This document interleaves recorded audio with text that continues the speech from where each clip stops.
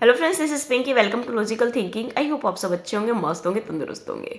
हमारी जो सीरीज़ है वो चली हुई है पेडागोजी की, और मैंने 2 वीडियो डाल दी है इस पे। आज हमारी 3rd वीडियो है। आप सभी ने वो 2 वीडियो देख ली होगी। नहीं देखी है तो मैं डिस्क्रिप्शन में लिंक दे दूँगी, वहाँ से उनको देख लीजिए। काफ़ी इंपॉर्टेंट सीरीज़ है ये, तो सारी को अच्छे से देखना और समझना। आप किसी से भी एग्ज़ाम दे, आप सभी के लिए जो पेडागोजी है वो सेम ही रहती है। बिना टाइम वेस्ट करते हुए हम अपना क्वेश्चन स्टार्ट कर लेते हैं। देखो फर्स्ट क्वेश्चन हमें क्या दे रखा है। उपचारात्मक शिक्षण का लाभ है। जो हमारा उपचारात्मक शिक्षण होता है उसका लाभ क्या है? शिक्षक की प्रगति प्रभावशाली हो जाती है, शिक्षक अव्यवस्थित हो जाता है, छात्र निष्क्रिय हो जाते हैं। उपरोक्त में से कोई नहीं। देखो उपरोक्त में से कोई तो नहीं हो सकता। जो स्टूडेंट होते हैं वो एक्टिव रहते हैं, तभी हमारा जो शिक्षण है, जो आपकी टीचिंग है वो अच्छी होती है। तो हमारा 2nd भी कट गया, 3rd भी कट गया।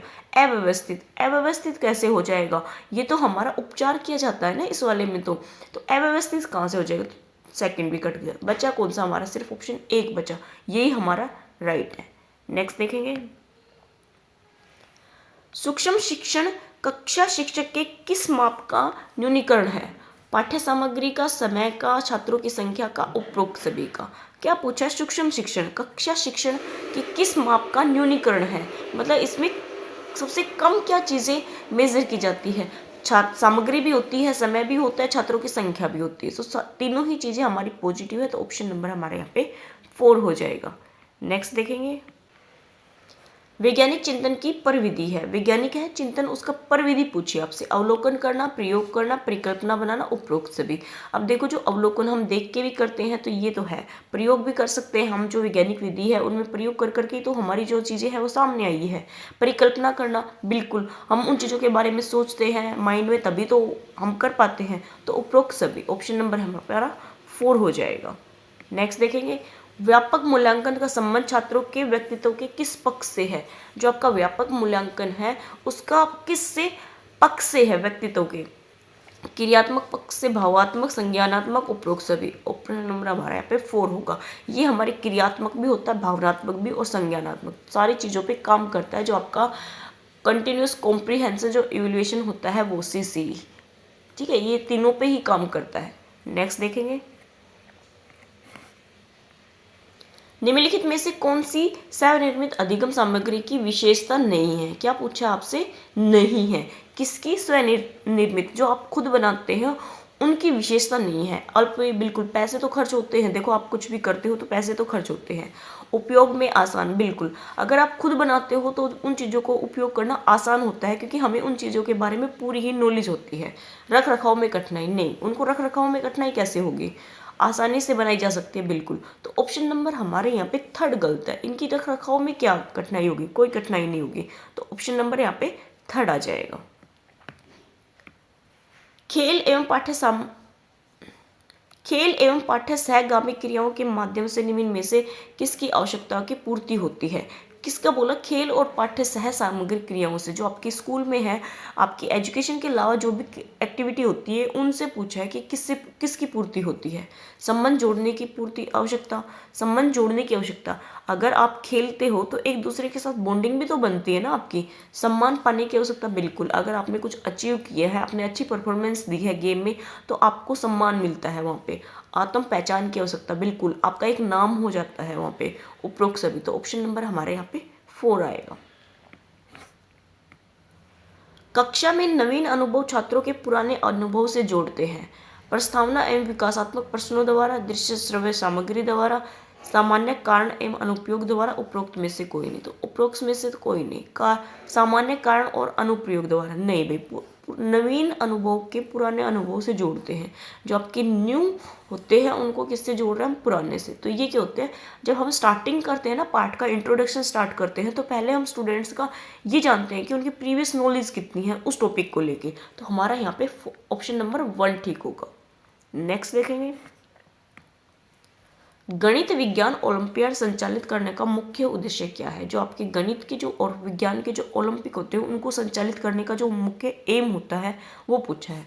विद्यार्थियों का उनकी योग्यता के अनुसार मूल्यांकन करना, व्यावसायिक परीक्षणों में विद्यार्थियों को उच्च अंक प्राप्त करने के लिए सहायता करना, उनके विद्यार्थियों के परिणामों पर विद्यालय का आकलन करना, मतलब जो आपके स्टूडेंट हैं उनके जो आपके रिजल्ट आए उसी पे आपके जो स्कूल है उसका आकलन होगा। सृजनात्मकता और प्रयोगीकरण को प्रोत्साहित करके विषय में निपुणता बढ़ाना, बिल्कुल ऑप्शन नंबर हमारे यहाँ पे 4 ठीक है। क्रिएटिविटी को बढ़ाता है और साथ में जो प्रयोग होते हैं उन चीज़ों को क्या करता है, प्रोत्साहित करता है और विषय में एक पकड़ ला देता है, एक अच्छा विषय बना देता है, मतलब अपनी जो आपकी जो पकड़ है वो विषय पे स्ट्रॉन्ग बना देता है। तो ऑप्शन नंबर हमारे यहाँ पे 4 ठीक है। फर्स्ट कैसे गलत है, सिर्फ योग्यता के अनुसार मूल्यांकन नहीं होता, ठीक है। व्यावसायिक परीक्षाओं में उच्च अंक प्राप्त करने के लिए ही कोई पढ़ा जाता है, बहुत सी चीज़ें सीखने के लिए भी पढ़ा जाता है। उनके अब देखो स्टूडेंट का जो रिजल्ट है वो अच्छा नहीं आया तो क्या हमारा जो विद्यालय है वो खराब हो जाएगा, वो अच्छा विद्यालय नहीं होगा। तो ऑप्शन नंबर हमारे यहाँ पे 3 भी कट जाएगा। तो सिर्फ आपका एक ही ऑप्शन है, यही पॉजिटिव बचता है और आपका यही आंसर हो जाएगा। व्याख्यान विधि की कमी यह है, जो आपकी व्याख्यान विधि है उसकी कमी पूछी है। कमी अधिक खर्चीली है, अध्यापक का कार्य आसान बनाती है, व्यक्तिगत विभिन्नता को स्वीकार नहीं करती, यह बहुत प्रभावशाली है। देखो प्रभावशाली तो है, थोड़ी है, ज़्यादा नहीं है, थोड़ी तो है। व्यक्तिगत विभिन्नता को स्वीकार नहीं करती, बिल्कुल। व्याख्यान विधि क्या होती है, आप स्पीच देते हो, ठीक है, तो आपको जो सुनने वाले होते हैं उनमें बहुत सारे तरह के लोग होते हैं, तो जो व्यक्तिगत विभिन्नताएं हैं उनको स्वीकार नहीं करती, उनके अकॉर्डिंग नहीं चलती, बस आप स्पीच देते रहते हो और किसी की ओर ध्यान नहीं दिया जाता। तो हमारी ऑप्शन नंबर यहाँ पे 3 गलत है। अध्यापक का कार्य आसान बनाते, बिल्कुल स्पीच देना आसान होता है। अधिक खर्चीला अधिक नहीं है, बट फिर भी ये क्वेश्चन के अकॉर्डिंग हमारा जो ऑप्शन नंबर है वो 3 गलत आएगा, क्योंकि उसमें जो व्यक्तिगत विभिन्नताएं हैं उन पे बिल्कुल भी ध्यान नहीं दिया जाता। नेक्स्ट देखेंगे, निम्नलिखित में से कौन सी विशेषता वैज्ञानिक दृष्टिकोण वाले व्यक्ति की नहीं है। क्या पूछा आपसे, नहीं है। वैज्ञानिक दृष्टिकोण वाले, समस्याओं को वैज्ञानिक विधि से हल करना, बिल्कुल है। कार्य कारण संबंध में विश्वास, सच्चा ज्ञान प्राप्त करने और सत्य की खोज करने की जिज्ञासा न होना, उपरोक्त सभी। क्या दे दिया इसने, सच्चा ज्ञान प्राप्त करने और सत्य की खोज करने की जिज्ञासा न होना, जबकि आपकी जो वैज्ञानिक विधि है उसमें तो जो है आपकी मतलब सच्चाई निकलती है ना उन चीज़ों से, तो ये तो खोज है, इसने बोल दिया नहीं है। तो हमारा ऑप्शन नंबर यहाँ पे 3 हो जाएगा। इसने नहीं पूछा था तो ऑप्शन नंबर हमारे यहाँ पे 3 गलत है, यही हमारा आंसर है। नेक्स्ट देखेंगे, उच्च प्राथमिक स्तर पर विज्ञान शिक्षण के उद्देश्य क्या होने चाहिए। जो आपकी विज्ञान है उसके पूछे कि एम्स क्या होने चाहिए। बच्चा पूर्व अनुभव द्वारा विज्ञान के सिद्धांत सीखने में सक्रिय रहे, बिल्कुल। छोटे छोटे प्रतिमान और प्रौद्योगिकरण वस्तु का स्वयं हाथों से निर्माण करे। बच्चा अपना वातावरण तथा स्वास्थ्य के बारे में अधिक जानने लगे, उपरोक्त सभी। तो ऑप्शन नंबर हमारे यहाँ पे 4 हो जाएगा। नेक्स्ट देखेंगे, किस विधि को अनुसंधान विधि भी कहा जाता है। किस विधि को आपका अनुसंधान विधि भी कहा जाता है। समस्या समाधान विधि को, ह्यूरिस्टिक विधि को, निरीक्षण विधि को, उपरोक्त सभी। जो आपकी ह्यूरिस्टिक विधि होती है उसको हम अनुसंधान विधि भी कहते हैं। ऑप्शन नंबर हमारे यहाँ पे 2 ठीक है। नेक्स्ट देखेंगे, समस्या समाधान विधि में आपकी जो प्रॉब्लम सॉल्विंग जो मेथड है उसमें क्या होता है, मानसिक निष्कर्ष पर बोल दिया जाता है, यहाँ पे बोल नहीं आएगा, क्या आएगा, ओनली बल दिया जाता है। शारीरिक क्रियाओं पर बल दिया जाता है। नैतिक समस्याओं के समाधान पर बल दिया जाता है। उपरोक्त में से कोई नहीं, तो आपका उपरोक्त तो नहीं आएगी। जो मोरल जो आपकी प्रॉब्लम्स है उन पे क्या बल दिया जाएगा, नहीं, शारीरिक पे भी नहीं दिया जाएगा। तो हमारी ऑप्शन नंबर हमारे यहाँ पे सिर्फ फर्स्ट ही बचता है और यही ठीक है। जो हमारी मानसिक निष्कर्ष है ना उन पर बल दिया जाता है। ऑप्शन नंबर हमारे यहाँ पे फर्स्ट ठीक है। नेक्स्ट देखेंगे, समस्या समाधान विधि के सोपान में शामिल है। अब जो आपकी प्रॉब्लम सॉल्विंग मेथड है उसके जो सोपान है वो पूछे हैं। तथ्यों को एकत्रित करना, समस्याओं का चयन करना, तथ्यों का विश्लेषण करना। तो ऑप्शन नंबर हमारे यहाँ पे 4 ठीक है। अधिगम संबंधी गलतियों और कमियों को दूर करने के लिए क्या आवश्यक है। अगर आपकी जो लर्निंग है उसमें कहीं पे भी कुछ कमी रह गई है या आपकी कुछ गलतियां हो गई है तो उनको अगर दूर करना है तो आपका हमेशा उपचारात्मक शिक्षण किया जाता है। ये काफ़ी इंपॉर्टेंट है और इस टाइप के आपके क्वेश्चन पूछे भी जाते हैं। तो ऑप्शन नंबर हमारे यहाँ पे 3 ठीक है। उपचार के बाद में हम क्या करते हैं, उसका निदान करते हैं, ठीक है। उपचार के बाद में आता है हमारा निदान। नेक्स्ट देखेंगे, गणित में क्रियात्मक विधि की निम्न में से कौन सी विशेषता नहीं है? आपसे पूछा है नहीं है। क्रियात्मक विधि की छात्रों में विभिन्न कौशलों का विकास करना, ये तो है। इस विधि के द्वारा शिक्षक ग्रहण कर विद्यार्थी श्रम के महत्व को समझता है, बिल्कुल। छात्रों में विभिन्न सामाजिक गुणों का विकास करना, ये भी है। उपरोक्त में से कोई नहीं, तो हमारा ऑप्शन नंबर यहाँ पे 4 नहीं होगा। उपरोक्त में से कोई नहीं होगा, क्योंकि जो हमारे कौशल है, जो स्किल है, उनका भी क्या होता है, उसमें विकास होता है विद्यार्थी के द्वारा शिक्षण ग्रहण एवं श्रम के महत्व को, बिल्कुल। छात्रों के विभिन्न सामाजिक गुणों का भी विकास होता है। तो ऑप्शन नंबर हमारे यहाँ पे 4 आ जाएगा। इनमें से कोई नहीं है, आपके सारे ही हैं। ये क्या है? क्रियात्मक विधि की विशेषताएं हैं। सिर्फ आपका ऑप्शन नंबर 4 गलत है यहाँ पे। कक्षा में प्रस्तावना प्रश्न पूछना शिक्षक के किस सूत्र पर आधारित है? दृश्य से अदृश्य की ओर, ज्ञान आसान से कठिन की ओर, ज्ञात से अज्ञात की ओर, मूर्त से अमूर्त की ओर। देखो, प्रस्तावना प्रश्न पूछना शिक्षक के किस सूत्र पे आधारित है? ये हमारा ज्ञात से अज्ञात की ओर जाता है। जो चीज़ आपको ज्ञात होती है और जो चीज़ आपको नहीं पता है, उनकी साइड लेके जाया जाता है। नेक्स्ट देखेंगे, शिक्षण में सहायक सामग्री का प्रयोग किया जाता है। जो आपका शिक्षण होता है, उनमें सहायक सामग्री का प्रयोग क्यों किया जाता है? पाठ को आसान और रुचिकर बनाने के लिए, बिल्कुल। इंटरेस्ट क्रिएट करने के लिए हम दृश्य श्रव्य सामग्री को प्रयोग करते हैं। कक्षा में छात्रों की भागीदारी को बढ़ाने के लिए, बिल्कुल। जो आपके स्टूडेंट्स हैं वो इंटरेस्ट दिखाएंगे तो जो आपका पार्टिसिपेट है वो भी ज़्यादा हो जाएगा। अमूर्त को मूर्त ज्ञान में परिवर्तित करने के लिए, जो चीज़ आपको पता नहीं है फिर उनको किस में चेंज कर दिया, मूर्त में, आपको पता कर दी। उपरोक्त सभी। तो ऑप्शन नंबर हमारे यहाँ पे 4 ठीक है।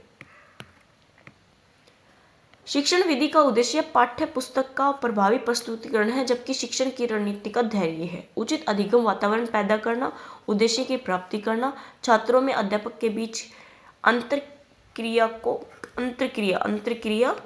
को बढ़ाना। ऑप्शन नंबर हमारा यहाँ पे भी क्या आएगा? 4 आएगा, क्योंकि जो है इन्वायरमेंट है उसमें भी जो अधिगम है उसको डेवलप किया जाता है। ठीक है, उद्देश्य की प्राप्ति, जो एम्स होते हैं वो हम अचीव करते हैं। छात्र और जो स्टूडेंट के बीच में अगर अंतरक्रिया होगी तो उनकी बॉन्डिंग अच्छी होगी तो जो आपका टीचिंग है वो अच्छा जाएगा। तो ऑप्शन नंबर हमारे यहाँ पे 4 ठीक है।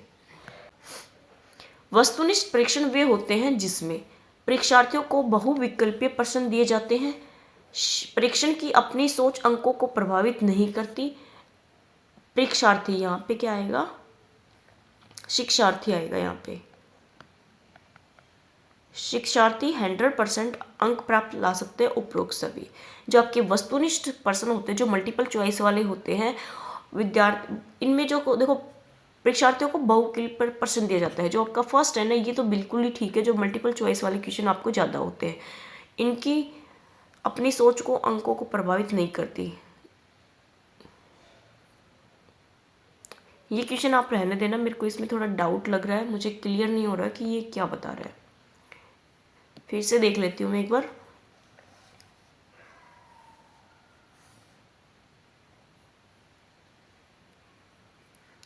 इस बात का समझ नहीं आ रहा कि परीक्षण की अपनी सोच अंकों को प्रभावित नहीं करती। बिल्कुल ठीक है। देखो क्या दे रखा आपको, वस्तुनिष्ठ परीक्षण वे होते हैं जिसमें परीक्षार्थियों को बहुविकल्पीय प्रश्न मिलते हैं। बिल्कुल, जो आपके मल्टीपल चॉइस वाले हैं वस्तुनिष्ठ प्रश्न है तो आपको पता ही है जो क्वेश्चन है वो ज़्यादा मिलेंगे। परीक्षार्थियों की सोच अंकों को प्रभावित नहीं करती, ये है ना, ये लैग कर रहा था कि परीक्षार्थी जो आपका चेक करने वाला होता है उसकी सोच अंकों को प्रभावित नहीं करती। देखो आपके थ्योरी वाले जो क्वेश्चन होते हैं, जो लॉन्ग क्वेश्चन होते हैं, वो मान लो 10 नंबर का है, उसने जी कितना ही अच्छा लिखा हो स्टूडेंट ने, हो सकता है वो उसमें 8 नंबर दे दे, 7 नंबर दे दे, 6 नंबर भी दे दे, वो उसकी सोच पे डिपेंड करता है कि वो उसको कितने नंबर देगा। लेकिन अगर आपके जो क्वेश्चन है वो मल्टीपल चॉइस वाले हैं तो जो अंक है वो आपको 1 नंबर का है क्वेश्चन तो आपको 1 मिलेगा, 2 का है तो आपको 2 मिलेगा अगर आपका राइट है तो जो सोच है एक परीक्षार्थी की वो उन अंकों को प्रभावित नहीं करती। यहाँ पे क्या था, शिक्षार्थी 100% अंक ला सकते हैं। बिल्कुल, उपरोक्त सभी। तो ऑप्शन नंबर हमारे यहाँ पे 4 ठीक है। नेक्स्ट देखेंगे, निम्नलिखित में से कौन सा कथन सत्य नहीं है? आपसे पूछा सत्य नहीं है। शिक्षा कार्यक्रम में उद्देश्य दिशा निर्देश का कार्य करते हैं। बिल्कुल, केवल विद्यालय कार्यक्रम द्वारा उद्देश्य प्राप्त नहीं किए जा सकते। प्राप्य उद्देश्य विद्यालय कार्यक्रम द्वारा प्राप्त किए जा सकते हैं। उद्देश्य एवं प्राप्य उद्देश्य समान है। अब देखो यहाँ पे क्या हो गया, केवल विद्यालय कार्यक्रम द्वारा उद्देश्य प्राप्त नहीं किए जा सकते। केवल जो चीज़ें हैं ना, वो चीज़ें हमेशा प्रॉब्लम क्रिएट करती है, तो ऑप्शन नंबर हमारे यहाँ पे सेकंड होगा। नेक्स्ट देखेंगे, संज्ञानात्मक विकास को प्रवर्तक किसे माना जाता है? आपको पता है जो संज्ञानात्मक विकास है उसके जो प्रवर्तक है, जो उसके उत्पादक है, वो कौन है? जीन पियाजे। ऑप्शन नंबर हमारा यहाँ पे फर्स्ट आएगा। छात्र केंद्रित अधिगम से छात्रों की किस योग्यता में वृद्धि होती है? अब अगर आपका चाइल्ड सेंटर करिकुलम है तो उससे छात्रों की किस योग्यता में वृद्धि होती? ज्ञान प्रत्यास्मरण में, बौद्धिक सामर्थ्य में, ज्ञान के वर्गीकरण एवं आयोजन की योग्यता में, उपरोक्त सभी। तो आपका ऑप्शन नंबर कौन सा आएगा? देखो, ज्ञान में तो करता ही है, बौद्धिक में भी करता है, वर्गीकरण और आयोजन में भी करता है, तो ऑप्शन नंबर हमारे यहाँ पे 4 आएगा। नेक्स्ट देखेंगे, खोज विधि से शिक्षक का अर्थ है ढूंढ निकालना, खोजना, निर्धारित करना, स्वयं के एक आकृति बना लेना। खोज का अर्थ है अनुसंधान द्वारा प्राप्त करना। यह कथन किसका है? आपकी स्टेटमेंट है और ये पूछा है ये किसकी है, तो आपका जॉन डीवी का है, प्रोफेसर ब्रूनर का है, या समकेड का है, उपरोक्त में से कोई नहीं। तो ये हमारे किसकी है? प्रोफेसर ब्रूनर की है। ऑप्शन नंबर हमारे यहाँ पे सेकंड ठीक है। नेक्स्ट देखेंगे, सभी अध्यापक को व्यावसायिक रूप से आगे बढ़ते रहने की प्रेरणा किन किन शिक्षण में मिलती है? जो आपके जो स्टूडेंट जो टीचर हैं उनको व्यावसायिक रूप से आगे बढ़ने की जो प्रेरणा है वो किन से मिलती है? विज्ञान शिक्षण में, टीम टोली में, कक्षा में, या मनोवैज्ञानिक शिक्षण में? देखो, मनोवैज्ञानिक शिक्षण में मिलती है बट इतनी नहीं मिलती। कक्षा में भी आपका बिल्कुल तो नहीं कह सकते, बहुत नैरो मिलती है। लेकिन अगर आप टीम टोली वर्क करते हो तो इसमें जो है आपके शिक्षण को है ना बहुत अच्छी प्रेरणा मिलती है, एक काम करने में इंटरेस्ट क्रिएट हो जाता है। तो आपका ऑप्शन नंबर यहाँ पे सेकंड ठीक है। वह कौन सी विधि है जिसमें किसी वस्तु तथ्य के घटकों को विभाजित किया जाता है? जो आपकी चीज़ें होती हैं ना उनको क्या कर रहा है, वो डिवाइड कर रहा है छोटी छोटी चीज़ों में। तो वो क्या सी है हमारी? व्याख्या विधि, खोज विधि, विश्लेषण विधि, इनमें से कोई नहीं। तो ऑप्शन नंबर 4 तो कट जाएगा। अब देखो, व्याख्या विधि है, इसमें तो क्या है, इसमें तो पूरा ही चलता रहता है, इसमें तो हमारा बिल्कुल भी छोटी छोटी चीज़ें नहीं बताई जाती है, छोटे पार्ट्स में डिवाइड करके नहीं समझाया जाता। तो फर्स्ट विकल्प का खोज विधि अलग से है, ये भी नहीं होगी। तो हमारी सिर्फ एक विधि होती है जिसमें क्या होता है, बड़ी चीज़ों को छोटी चीज़ों में कन्वर्ट करके उनको पढ़ाया जाता है। ऑप्शन नंबर 3 ठीक है, विश्लेषणात्मक विधि। नेक्स्ट देखो, निम्न में से कौन सा वैज्ञानिक स्वभाव वाले व्यक्तियों की विशेषता है? जिनमें वैज्ञानिक स्वभाव होता है ना, जिनमें अलग से दिख जाते हैं हमारे ऐसे जो टीचर होते हैं वो भी और जो स्टूडेंट होते हैं वो भी, उनकी विशेषता पूछिए। कारण और प्रभाव के संबंध में विश्वास, वैज्ञानिक विधि अपनाकर सत्य की खोज की जिज्ञासा होती है, उपरोक्त सभी। तो ऑप्शन नंबर हमारे यहाँ पे 4 ठीक है। कारण भी होता है और उनके जो प्रभाव होते हैं उन दोनों में संबंध और साथ में विश्वास। वैज्ञानिक तो होते हैं जब वो वैज्ञानिक स्वभाव है, तो सत्य की खोज की जिज्ञासा, बिल्कुल वो देखना चाहते हैं जो आपकी चीज़ें बनी हुई है वो कितनी सही है कितनी गलत है। तो वो चीज़ें क्या होती है, उनकी जिज्ञासा होती है, उनको करने के लिए क्यूरियोसिटी होती है उनके अंदर।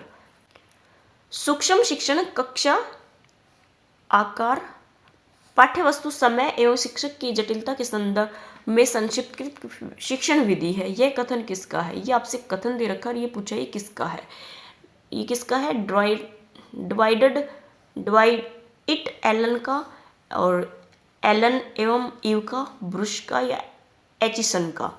आपका किसका है ये जो कथन है? ये ड्वाइडन एलन का है। ऑप्शन नंबर हमारे फर्स्ट ठीक है। इन नामों को याद करना तो कितना मुश्किल होगा, इनको बोलना ही, देख के बोलना भी मुश्किल है, बट स्टेटमेंट है, आपको याद करनी पड़ेगी। नेक्स्ट देखेंगे, शिक्षा के मानदंड को ऊंचा उठाने के लिए क्या आवश्यक है? जो आपका टीचिंग है उसको अगर ऊंचा उठाना है तो उसके लिए क्या आवश्यक है? अध्यापक को उच्च वेतन देना, छात्रों का सतत मूल्यांकन करना, पाठ्यवस्तु का सतत मूल्यांकन करना, पाठ्यक्रम में संशोधन। देखो, पाठ्यक्रम में संशोधन होते रहते हैं बट उनसे कुछ होता नहीं है, ठीक है, उनको अप्लाई नहीं कर पाते। जो स्टूडेंट्स हैं उनको वो चीज़ें समझ नहीं आती। पाठ्य वस्तु का सतत मूल्यांकन, ओनली आप विषय वस्तु का ही मूल्यांकन करोगे तो हमें अचीवमेंट्स कहाँ से पता चलेगी? अध्यापक के वेतन बढ़ाने से आपका कुछ नहीं होगा। अगर आपका स्टूडेंट्स का कंटिन्यू आप क्या कर रहे हो, इवैल्यूएशन कर रहे हो, तो उससे आपकी जो कमियां हैं उनका पता चलेगा। उससे आपकी पाठ्य वस्तु में भी जो भी कमियां होगी ना वो भी आपकी इंक्लूड हो जाएगी, अगर आपने स्टूडेंट का सतत मूल्यांकन कर दिया तो। तो देखो ये सारी चीज़ें किस में आ रही है, सेकंड ऑप्शन में आ रही है, तो हमारा सेकंड ऑप्शन यहाँ पे बेस्ट बनता है और यही हमारा आंसर है। नेक्स्ट देखेंगे, विद्यार्थियों के अधिगम का मूल्यांकन प्रमुख रूप से होना चाहिए। जो आपके स्टूडेंट होता है उनका मूल्यांकन कैसे होना चाहिए? सतत एवं व्यापक प्रक्रियाओं में, प्रत्येक सत्र के अंत में, प्रत्येक पाठ के अंत में, वार्षिक प्रक्रियाओं में। देखो वार्षिक एक साल में एक बार करोगे, ये तो हमारा करते ही आए, तो इससे कोई फायदा हुआ नहीं। प्रत्येक पाठ के अंत में ये कुछ हो सकता है, बट इससे बेस्ट ढूंढना है। प्रत्येक सत्र के अंत में नहीं, ये भी नहीं। सतत एवं व्यापक क्रियाओं में आपका जो स्टूडेंट है उसका जो मूल्यांकन है वो सतत होना चाहिए, कंटिन्यू होना चाहिए, और आपका व्यापक हर चीज़ों को वो कवर करने वाला होना चाहिए। होल जिसको बोलते हैं ना, होल जो एक्टिविटी होती है उन सभी का आपका मूल्यांकन होना चाहिए। तो ऑप्शन नंबर हमारा यहाँ पे फर्स्ट ठीक है। ओके, नेक्स्ट देखेंगे, प्राथमिक विद्यालयों में अध्यापकों द्वारा प्रयुक्त शिक्षण विधियों से, जो आपकी प्राथमिक विद्यालय है, अध्यापक द्वारा प्रयुक्त शिक्षण विधियों से क्या है? विद्यार्थियों में सृजनात्मकता उत्पन्न होती है, बिल्कुल। विद्यार्थियों में रखने की क्षमता उत्पन्न होनी चाहिए, लिखने की कला उत्पन्न होनी चाहिए, बोलने में सुनने की क्षमता उत्पन्न होनी, नहीं ये तो नहीं है, लिखने की कला भी नहीं है, विद्यार्थियों में रखने की क्षमता उत्पन्न होनी, ये भी नहीं है।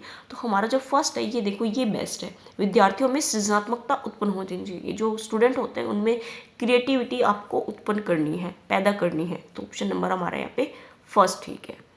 नेक्स्ट देखेंगे, पाठ योजना द्वारा निम्न में से कौन सा उद्देश्य पूरा होता है? जो आपकी पाठ योजना होती है, यूनिट प्लान होता है, उनसे हमारा जो एम है वो कौन सा पूरा होता है? कक्षा में उचित अधिगम वातावरण पैदा किया जाता है, शिक्षक का मनोवैज्ञानिक उपागम संभव है, अध्यापक अपनी पाठ्य सामग्री से चिपका रह सकता है, उपरोक्त सभी। क्या पूछा है? पाठ योजना से। तो आपका कौन सा है? उपरोक्त सभी तो नहीं हो सकता, ये जो है ना ये आपका नेगेटिव जा रहा है। आपका अध्यापक अपनी पाठ्य सामग्री से चिपका रह सकता है, बट कुछ ठीक भी है ये। शिक्षक का मनोवैज्ञानिक उपागम संभव है, बिल्कुल। कक्षा में उचित अधिगम वातावरण पैदा किया जाता है। तो आपका ऑप्शन नंबर यहाँ पे फर्स्ट मेरे अकॉर्डिंग बेस्ट बैठता है। एक बार आप ही इस वाले जो क्वेश्चन है इसका आंसर मुझे कमेंट जरूर करना, आपको क्या लगता है।